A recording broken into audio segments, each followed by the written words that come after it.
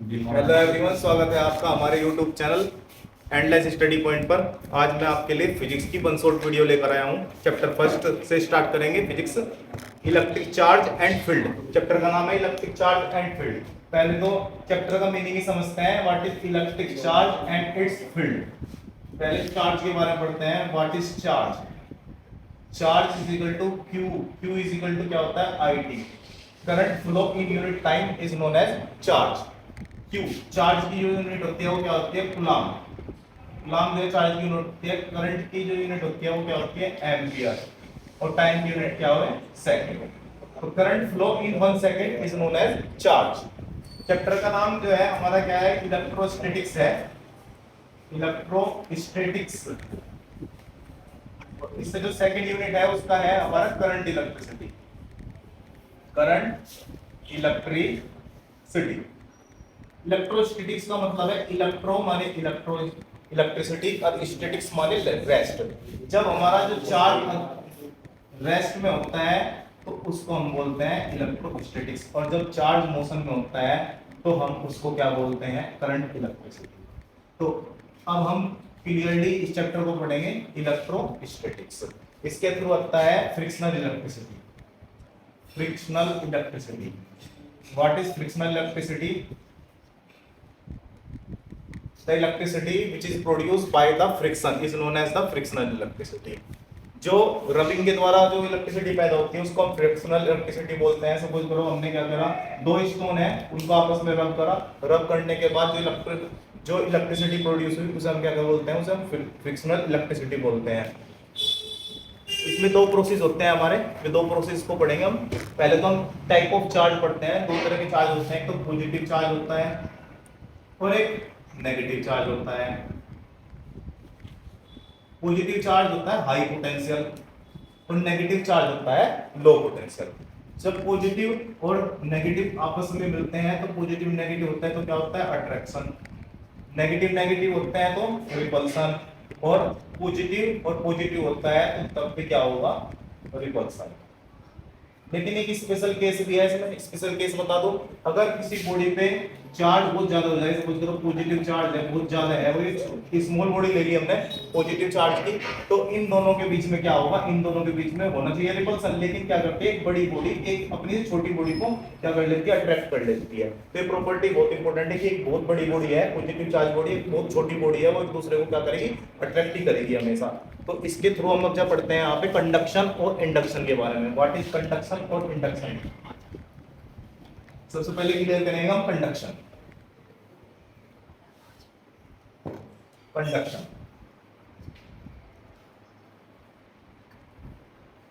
let us consider a body A and consider body B. Then we have to given the body charge positive charge.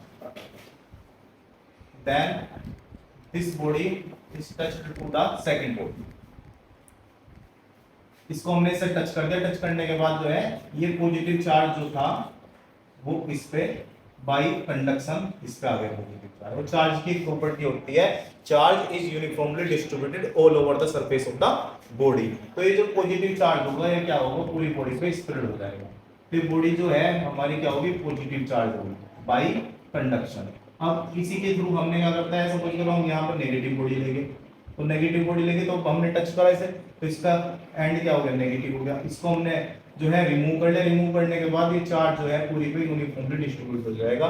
तो ये क्या होगी? ये property हमारी क्या कहलाई? कंडक्शन। अब हम करते हैं इंडक्शन। इंडक्शन क्या होता है? कंडक्शन में तो एक बॉडी दूसरी बॉडी को टच करके चलती है, इंडक्शन में एक बॉडी दूसरी बॉडी को टच नहीं करती। इंडक्शन पेपर के लिए दोनों चीज इंपॉर्टेंट है। इंडक्शन, इंडक्शन में हमने क्या करा? एक बॉडी ली हमने ये वाली, इसको हमने क्या दिया? A body. फिर हमने क्या करा? एक यहाँ पे एक रोड लेंगे हम, पॉजिटिव चार्ज रोड लेंगे, तो बिना टच करे क्या होगा? इसका ये एंड नेगेटिव हो जाएगा बाई इंडक्शन, और ये वाला एंड क्या हो जाएगा? पॉजिटिव हो जाएगा। फिर इसकी अर्थिंग कर देंगे। अर्थिंग करने के लिए एक वायर यूज करेंगे, अर्थिंग कर देंगे। अर्थ में दोनों चार्ज होते हैं, पॉजिटिव होता है और नेगेटिव होता है। इस पॉजिटिव चार्ज को लेने के लिए क्या आएगा? नीचे से नेगेटिव चार्ज, और नेगेटिव चार्ज इस पॉजिटिव चार्ज को अट्रैक्ट करेगा। अट्रैक्ट करने के बाद ये पॉजिटिव चार्ज कहां चला जाएगा? अर्थ में चला जाएगा। तो ये बॉडी जो है क्या हो जाएगी, ये बॉडी जो है हमारी नेगेटिवली चार्ज पूरे में यूनिफॉर्मली डिस्ट्रीब्यूटेड हो जाएगा और उस बॉडी को हम रिमूव कर लेंगे। क्योंकि ये पॉजिटिव है तो यहाँ से पॉजिटिव रहेगा, तब तक ये पॉजिटिव रहेगा जब तक ये बॉडी रहेगी। फिर बॉडी को रिमूव कर लेंगे, रिमूव करने के बाद ये जो नेगेटिव चार्ज है वो यूनिफॉर्मली डिस्ट्रीब्यूट हो जाएगा पूरे सरफेस पर। This property is known as induction. इस प्रॉपर्टी को हम क्या कहते हैं, इंडक्शन कहते हैं इस प्रॉपर्टी को। और जो पहले बताई मैंने उस प्रॉपर्टी को हम क्या कहते हैं, कंडक्शन कहते हैं। तो ये दोनों बेहद इंपॉर्टेंट प्रॉपर्टी है, दोनों के दोनों तुम्हें पेपर में याद होनी चाहिए। नेक्स्ट पर आते हैं इंडक्शन। इंडक्शन के बाद चार्ज की प्रॉपर्टी पढ़ते हैं। तो एडिटिविटी ऑफ चार्ज होता है, तीन प्रॉपर्टी होती है, additivity of charge, charge next है क्वांटाइजेशन, और तीसरी है कंजर्वेशन ऑफ चार्ज। बोर्ड में एक क्वेश्चन आया है, बहुत इंपॉर्टेंट क्वेश्चन है, उसके बारे में बता दूं मैं। वो क्वेश्चन ये आया हुआ है कि what is the origin of electricity, कि ओरिजिन ऑफ इलेक्ट्रिसिटी क्या होता है। तो अगर किसी बॉडी को, दो बॉडी है उन्हें हमने आपस में रब करा, तो रब करने के बाद क्या होगा, एक बॉडी लॉस करेगी और एक बॉडी गेन करेगी चार्ज। तो जो बॉडी लूज कर रही चार्ज को, उस पर पॉजिटिव चार्ज आ जाएगा, और जो बॉडी गेन कर रही है उस पर क्या आएगा, नेगेटिव चार्ज आ जाएगा। और जब आपस में हम उन दोनों बॉडी को आपस में एक साथ इंटरेक्ट करेंगे तो वे आपस में एक दूसरे को अट्रैक्ट कर लेगी।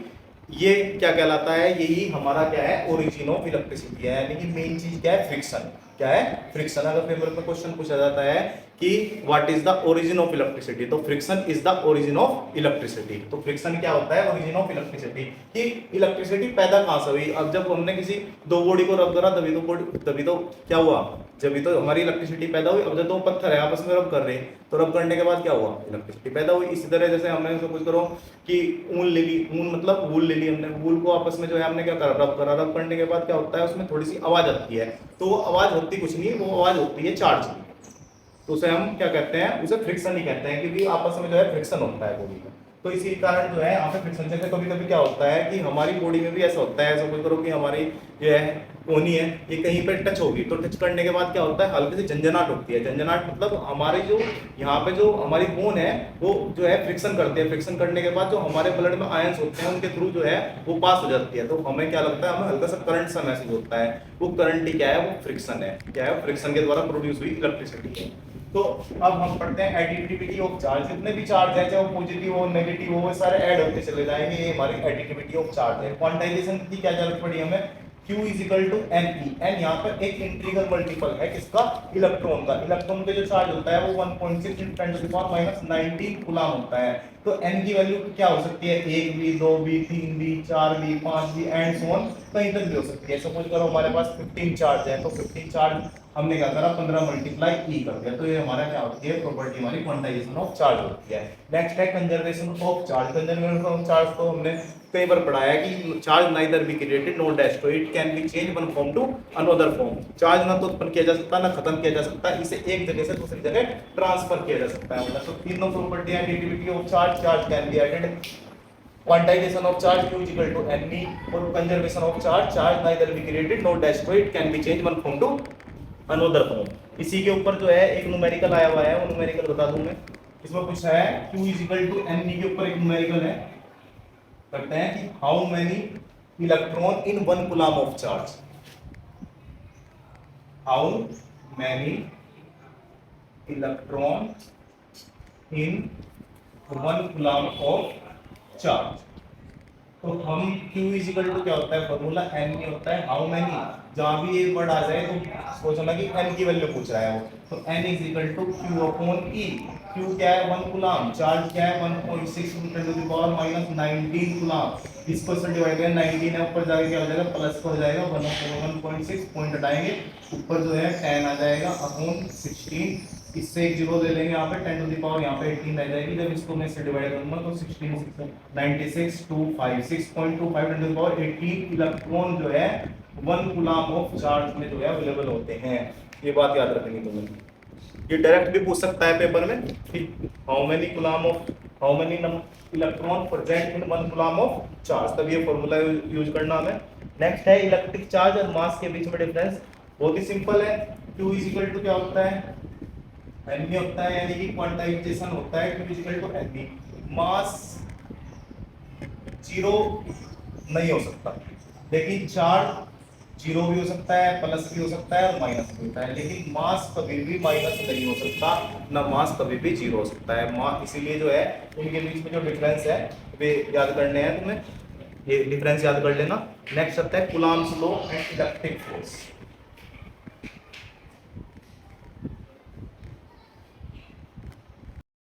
अब पढ़ते हैं Coulomb's law, most important derivation है ये हमारे फिजिक्स का, क्योंकि जो नेक्स्ट आगे जितनी भी फिजिक्स होनी है वो इसी बेस पे होनी है। कूलम्ब्स लॉ में, कूलम्ब्स लॉ क्या कहता है कि कोई भी दो चार्ज हैं, उन्हें हमने जो है एक चार्ज सेपरेट कर रखे हैं, मतलब किसी भी डिस्टेंस r से, तो उनके जो बीच में जो फोर्स होगा वो डायरेक्टली प्रोपोर्शनल होगा उनके प्रोडक्ट का, और इनवर्सली प्रोपोर्शनल होगा उनके डिस्टेंस के स्क्वायर का। तो इसमें क्या होगा, तो हमने चार्ज कंसीडर करें, let us consider the two charge q1 and q2 which are separated by distance r, then the force is directly proportional to the product of their charges and force is inversely proportional to the distance of the square between them. Then combine equation first and equation second. F q1 q2 upon r square, f is equal to k q1 q2 upon r square। ये क्या है, constant of proportionality है, इसकी जगह जो है क्या रखेंगे 4 pi epsilon naught q1 q2 upon r square. ये हमारा क्या है, कांस्टेंट है, जहां पे एप्सिलॉन नॉट क्या है, परमिटिविटी है। परमिटिविटी का डिक्शनरी मीनिंग होता है permission of medium, permission of medium means क्या होता है, यहाँ पे हम कोई भी मीडियम ला के रख देंगे, तो मीडियम लाने के बाद जो है जो फोर्स डिफाइन होगा, जो फोर्स यहाँ पे डिफाइन होगा, वही हमारा क्या होगा, एप्सिलॉन नॉट की वैल्यू होगी। इसकी अलग अलग वैल्यू होती है प्रत्येक जगह, तो इसकी जो स्टैंडर्ड वैल्यू है वो 9 × 10⁻⁹ इसकी वैल्यू हमें याद करनी है। तो ये हमारा क्या हो गया, कूलम्ब्स लॉ हो गया, इसे आप जो है पक्का याद कर लेना। नेक्स्ट हम इसमें पढ़ते हैं Coulomb's law in vector form, ये नोट डाउन कर लो। Coulomb's law in vector form.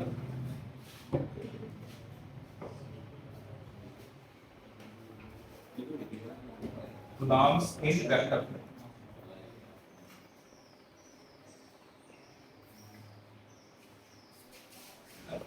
ये x एक्सिस है और ये क्या है, y एक्सिस है। Let us consider a charge q1 in space whose distance from the origin is r1 and a charge q2 whose distance from the origin is r2, then q1 and q2 के बीच में जो है एक vector होगा जो जिसको हम बोलते हैं डिस्प्लेसमेंट वेक्टर, वो इनको डिफाइन करेगा। तो उसकी वैल्यू हो जाएगी r1 माइनस r2 का मैग्नीट्यूड। मैग्नीट्यूड ले लिया, सपोज करो हमने r2 माइनस r1 कर दिया, तो माइनस बाहर आ जाएगा, माइनस का क्या हो जाएगा, पॉजिटिव हो जाएगा, तो इससे कोई फर्क नहीं पड़ता है, इसीलिए हमने क्या लिया, ये वाला ब्रैकेट ले लिया मैग्नीट्यूड वाला, क्योंकि ये नेगेटिव का पॉजिटिव कर देगा।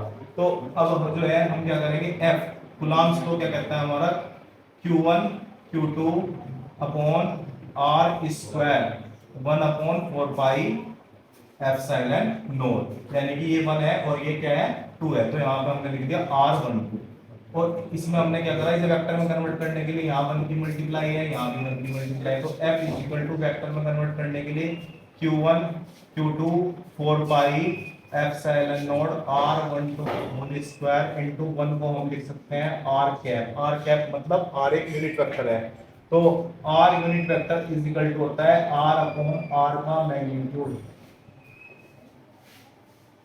तो यहाँ पर q1 q2 4 pi epsilon naught r12 का होल स्क्वायर इनटू r की जगह रखेंगे r12 upon r12, q1 q2 upon 4 pi epsilon naught r12, तो कैप यहाँ r12 है और ये भी r12 है, ये मैग्नीट्यूड का मतलब है नेगेटिव का पॉजिटिव और पॉजिटिव का पॉजिटिव होता है, तो इसके लिए हम क्या कर लेंगे, r12 के मैग्नीट्यूड का होल क्यूब हो जाएगा ये। तो अब क्या हुआ, q1 q2 4 pi epsilon naught into r12 क्या है हमारा, r1 minus r2, r1 minus r2 का vector upon r1 minus r2 के मैग्नीट्यूड की होल क्यूब। ये हो गया हमारा Coulomb's law in vector form, important है ये Coulomb's law in vector form, note down कर लीजिए। नेक्स्ट फिर नेक्स्ट पे चलते हैं, हमारा क्या है, डाइलेक्ट्रिक कांस्टेंट और रिलेटिव परमिटिविटी।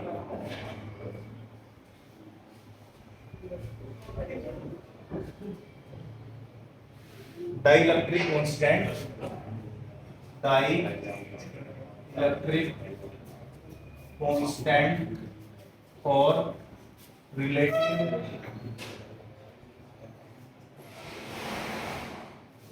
परमिटिविटी। ये परमिटिविटी हुई है, मैंने बताया था भी परमिटिविटी मतलब होता है परमिशन ऑफ द मीडियम, यानी कि हम उसमें क्या मीडियम लेना चाह रहे हैं, दो चार्ज है उनके बीच में मीडियम है, उनका क्या प्रभाव पड़ेगा उसके फोर्स पे, वही हमारा क्या होता है परमिटिविटी होता है, permission of the medium. Let F is equal to 1/4 pi epsilon naught Q1 and Q2 upon R square. Equation number first let कर ली, ये हमारा है वैक्यूम में। वैक्यूम में जो फोर्स है वो हमारा है, सपोज करो Q1 और Q2 कोई दो चार्ज है, इनके बीच में जो है क्या है वैक्यूम है, वैक्यूम है तो इनके बीच का डिस्टेंस क्या है R है, तो इनके बीच में जो लगने वाला फोर्स है अकॉर्डिंग टू कूलॉम्स लॉ वो ये वाला फोर्स है। फिर F इज इक्वल टू हमने ले लिया मीडियम, फिर हमने कोई मीडियम ला कर रख दिया, तो अब हम क्या करेंगे यहाँ पे जो परमिटिविटी है उसे एप्सिलॉन लेके एप्सिलॉन कह दिया कर लिया, तो Q1 Q2 upon R square. अब हमने क्या कर दिया यहाँ पे परमिटिविटी आ गई, यानी परमिशन दे दी हमने मीडियम को कि हमने कोई मीडियम ला के रख दिया यहाँ पे, तो फोर्स पे जो है हमारा क्या होगा, फोर्स इस तरह से चेंज हो जाएगा। तो हमने क्या करा, F फर्स्ट इक्वेशन को सेकंड इक्वेशन से हमने क्या कर दिया डिवाइड कर दिया, F vacuum upon F medium. Vacuum क्या होता है 1/4 pi epsilon naught Q1 Q2 upon R square, और मीडियम क्या होता है 1/4 pi epsilon Q1 Q2 upon R square. R square का R स्क्वायर कैंसिल, Q1 से Q2 4 पाई से 4 पाई कैंसिल, के ऊपर और ये नीचे epsilon upon epsilon naught, this is known as the K। K से डिनोट करेंगे, K का मतलब है डाइलेक्ट्रिक कांस्टेंट और रिलेटिव परमिटिविटी। यहीं से डेफिनेशन आती है कि डिफाइन डाइलेक्ट्रिक कांस्टेंट। तो डाइलेक्ट्रिक कांस्टेंट को हमें रटना नहीं है, फिजिक्स में केवल हमें क्या करना है, हमें न्यूमेरिकली वैल्यू से ही अपनी डेफिनेशन कैलकुलेट करनी है। डेफिनेशन कैसे बनेगी, dielectric constant may be defined as the permittivity of the medium to the permittivity of the free space is known as the dielectric constant। एक डेफिनेशन और होगी कि dielectric constant may be defined as the force between the two charge which are placed in vacuum to the ratio of the force which placed in the medium is known as the dielectric constant। इसको हम क्या बोलते हैं, dielectric constant बोलते हैं। तो दो definition होगी, एक तो एप्सिलॉन अपॉन एप्सिलॉन नॉट से, और एक डेफिनेशन होगी F vacuum upon F medium से। तो ये दोनों डेफिनेशन आपको लर्न होने चाहिए। बाकी जो K की वैल्यू होती है वो अलग अलग होती है। वैक्यूम के लिए जो K की वैल्यू होती है वो 1 होती है, और जो वाटर के लिए होती है वो K की वैल्यू क्या होती है, K की वैल्यू वैक्यूम के लिए तो होती है 1, और वाटर के लिए K की वैल्यू होती है हमारी 80। तो ये अलग अलग वैल्यू है जो लर्न कर लेनी है। तुम्हें नेक्स्ट पढ़ सकते हैं। नेक्स्ट टॉपिक हमारा क्या है, नेक्स्ट टॉपिक हमारा electric field. What is electric field, note down कर लीजिए इसको।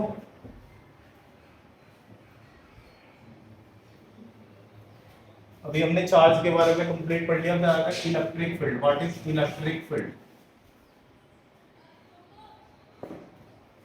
इलेक्ट्रिक फील्ड की डेफिनेशन याद करनी है, space any charge by which some special या another charge so force of attraction or repulsion is known as electric field। the space around a charge where some force is exerted on the another charge is known as the electric field।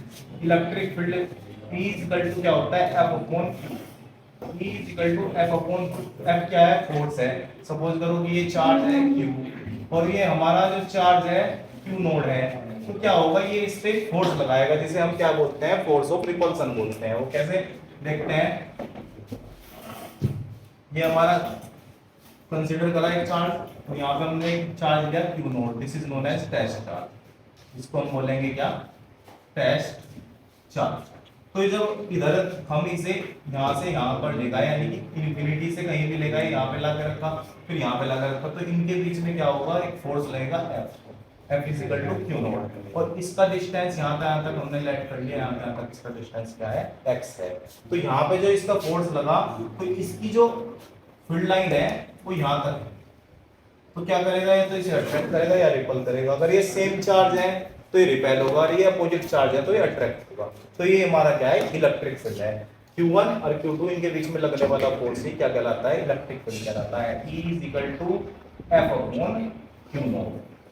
F की value क्या है, Q Q naught 4 pi epsilon naught into R square, इसके बीच का distance x मान लो या फिर r मान लो, तो क्या हो जाएगा r स्क्वायर अपॉन में क्यू नोट से क्यू नोट कैंसिल, तो इलेक्ट्रिक फील्ड आ गया हमारा निकल के q upon 4 pi epsilon not r square. बस ये बात याद रखनी है कि जो इलेक्ट्रिक फील्ड होता है उसमें तो एक चार्ज होता है, जो फोर्स होता है उसमें डबल चार्ज होते हैं, ठीक है। तो यहाँ से ये बात क्लियर होगी।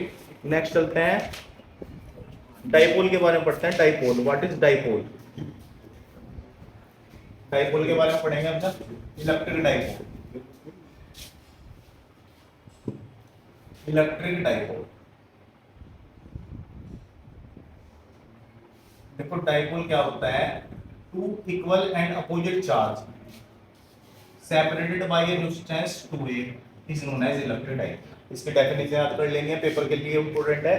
To equal and opposite charge separated by a distance 2a is known as electric dipole. और इलेक्ट्रिक डाइपोल मूवमेंट क्या होता है? Electric dipole movement, electric dipole movement को हम कैसे रिप्रेजेंट करेंगे? P से रिप्रेजेंट करेंगे 2a into q, यानी कि जो है हमारा क्या होता है यहाँ पे एक प्रोडक्ट होता है either charge to the distance between the charge is known as electric dipole movement. Electric dipole movement की क्या होती है? यूनिट पूछ लेता है कभी कभी पेपर में, तो यूनिट कैसे निकालेंगे? बहुत सिंपल है यूनिट निकालना। यूनिट निकालने की इतनी बड़ी बात नहीं है फिजिक्स में। फिजिक्स में बस केवल क्या करना है, यूनिट निकालने के लिए हमें केवल फॉर्मूले याद होने चाहिए, जो कि अगर हमें चार्ज देता है मतलब सपोज करो फॉर्मूला ही नहीं पता कि चार्ज इक्वल टू क्या होता है, q इक्वल टू क्या होता है IT, I इक्वल टू क्या होता है एम्पियर, टाइम मतलब सेकंड, एम्पियर सेकंड को बोलते हैं कूलम, क्या बोलते हैं? कूलम। इसी तरह यहाँ कूलम हो जाएगा और डिस्टेंस क्या बनाते हैं मीटर में, तो क्या हो जाएगा इसका जो हमारी यूनिट हो जाएगी वो कूलम मीटर हो जाएगी। तो इससे एक इंपॉर्टेंट क्वेश्चन बता रहा जो बोर्ड के लिए इंपॉर्टेंट है, बहुत ज्यादा इंपॉर्टेंट है बोर्ड के लिए।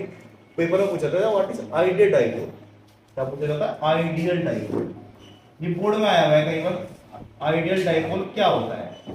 तो आइडियल डाइपोल के बारे में पढ़ेंगे। ऐसा डाइपोल क्या होता है? ऐसा डाइपोल सपोज करो कि ये कोई डाइपोल है, एक पॉजिटिव चार्ज है और एक नेगेटिव चार्ज है। हम ये चार्ज जो है इंक्रीज करते जा रहे हैं, इंक्रीज करते जा रहे हैं, इंक्रीज करते जा रहे हैं, इंक्रीज करते जा रहे हैं, इंक्रीज और इंक्रीज। एक टाइम ऐसा आ जाएगा जो 2a है वो मतलब इंक्रीज होते होते चार्ज तो बहुत ज्यादा बढ़ गया और जो 2a है वो डिक्रीज होता जा रहा है, और एक टाइम ऐसा आ जाएगा कि 2a is nearly tends to 0, और जब 2a नियरली टेंड्स टू 0 हो जाएगा तो ऐसा डाइपोल आइडियल डाइपोल कहलाएगा। लेकिन ये डाइपोल वास्तव में डाइपोल तो है ही नहीं, क्योंकि जब डिस्टेंस ही 0 हो गया, डिस्टेंस 0 होने के बाद डाइपोल मोमेंट 0 हो गया, इसीलिए इसको हमने क्या शब्द यूज करा, इसमें आइडियल यूज करा शब्द। क्योंकि आइडियल क्या होता है? आइडियल कोई भी चीज जिसे हम मान के चल रहे हैं कि आइडियल है हमारा, है ना, तो इसीलिए हमने क्या करा, इसका नाम दे दिया आइडियल डाइपोल। तो आइडियल डाइपोल इस तरह से डिफाइन करेंगे कि जब चार्ज इस तरह से इंक्रीज करते हैं कि उनके बीच का जो डिस्टेंस है वो नियरली 0 हो गया, is known as the ideal dipole. तो डाइपोल था, डाइपोल के बाद डाइपोल के बेस पे ही हमने जो है आगे electric field on axial point, electric field on equatorial point, है ना, आगे जो है गॉस थ्योरम पढ़ेंगे, सब तो इसी पे बेस पढ़ेंगे। तो ये सब चीज जो है हम कल पढ़ते हैं। आज के लिए इतना ही है, आज इतना लर्न कर लो आप, ठीक है, कल मिलते हैं। Thank you. ऐसी वीडियो के लिए आप हमारे चैनल को सब्सक्राइब तथा लाइक करते रहिए। आपके लिए कंटिन्यूअसली मैं ऐसी वीडियो लाता रहूंगा बार बार, है ना, जो आपके लिए एग्जाम के लिए बहुत हेल्पफुल होगी। और एग्जाम में तो आपके लिए बहुत ज्यादा हेल्पफुल होने वाले हैं, क्योंकि आगे मैं न्यूमेरिकल भी कराऊंगा।